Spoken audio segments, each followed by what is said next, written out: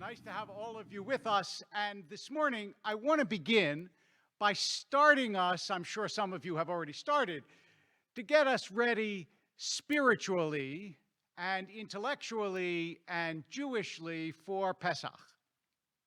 And I want to do it by beginning our reminder about the curious way in which our rabbis treat sentences.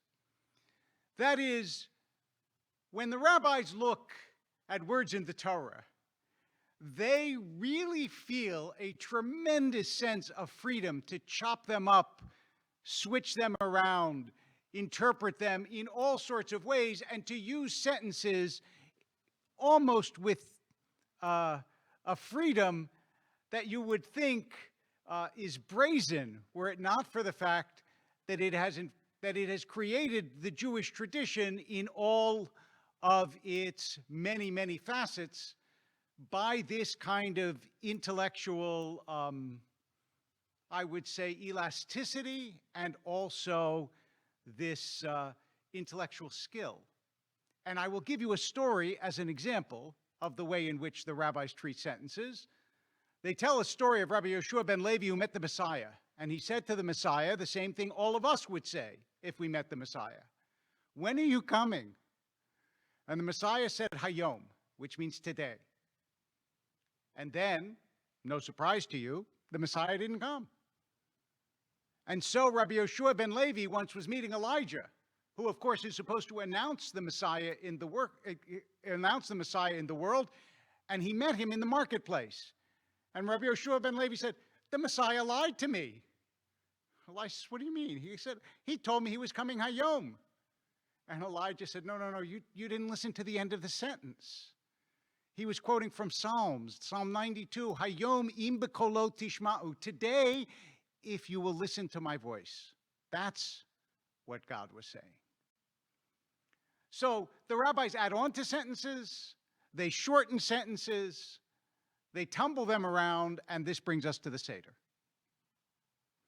Because the Seder, as you may know, is in part extracted from a whole variety of sources and combined to create a new organic unity that, of course, is the book that allows us to be free with our meal, but not free with the order of our meal.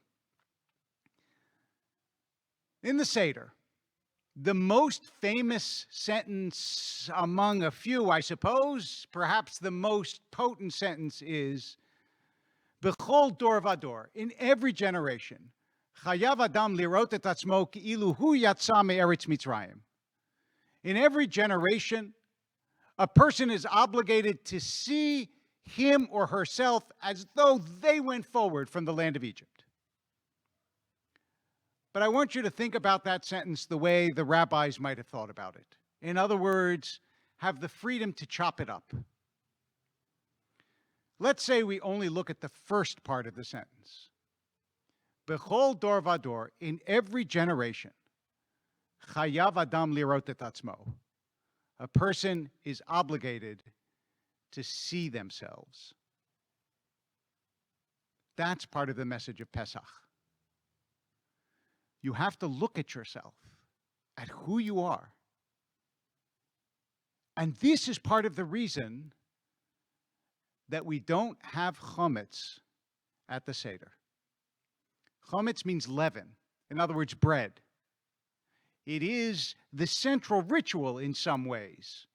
And you heard from our bar mitzvah from Alexander this morning, a beautiful drash on ritual and how important it is to our tradition. So why this ritual? Why no leaven? Why no chametz? The first reason, of course, that we receive from the tradition is the Israelites were in a hurry. They didn't have time to let the bread rise. So this is a reminder of the speed with which we had to run out of Egypt. But remember that matzah is called lechem oni, which means the bread of oppression, but also the bread of poverty. Matzah is slave bread.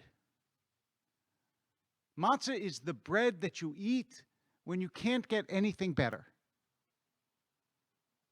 And chametz in our tradition is ego. Why ego? Because chametz gets puffed up, right? Matzah is chametz that has not been allowed to rise. Humility is ego that has not been allowed to rise. But if matzah is humility, why don't we eat matzah all year long? What is special about Pesach that forces us to look at ourselves, to understand ourselves, to examine who we are? Well, part of it, of course, is the recognition that it doesn't matter how wealthy you are, how successful you are, how secure you are, how happy you are, your ancestor was a slave. So don't think that you are especially important. Instead, you are fortunate.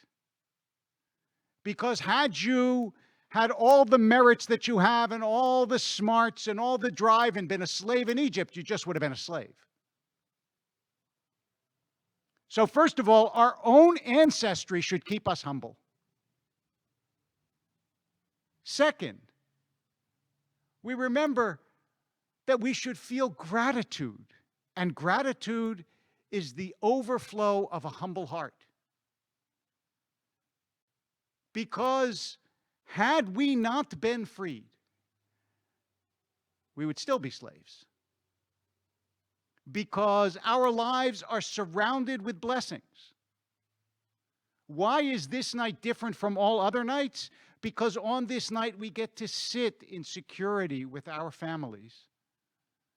And in Jewish history, that was nothing to be taken for granted.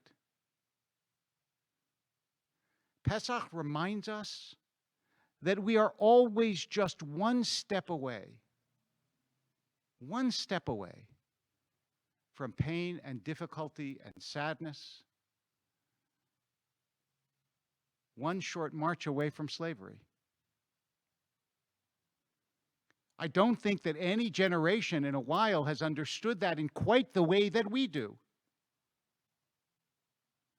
1 week, things were fine. There were some rumors. Now here we are a year later, and just beginning to come out of Mitzrayim, to come out of the confinement of our homes, of our isolation, of our separation. Once you realize that in a moment your life can change, you have a certain humility and gratitude for this time when we are alive, and you look at the matzah and you say, I have to remember, I'm not so great. I am not so great. Just like the matzah. The lesson of humility is part of the lesson of Pesach. The lesson of gratitude is part of the lesson of Pesach. We clean all the chametz out from our homes.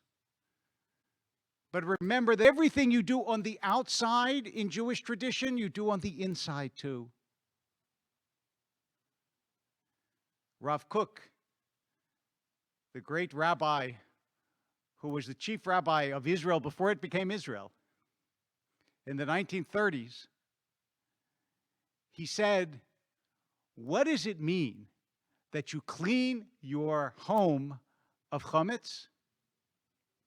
It means that you must remember that everybody's always looking for chametz in everybody else's home, but they should be looking for chametz in their own home.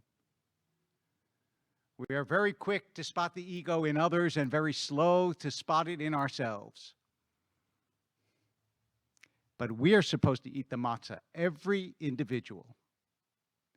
We're supposed to recognize that humility and gratitude are the legacy of our tradition, of our history, and the debt we owe to the God who has allowed us to survive to this moment. So this week, I won't yet say Chag Sameach, I'll do that next Shabbat morning, God willing, right before Pesach, which is Saturday night. But I will wish you a good cleaning. May you clean your home, your soul, and may our people, when the time comes, celebrate this Pesach in safety, in health, and in peace. Shabbat Shalom.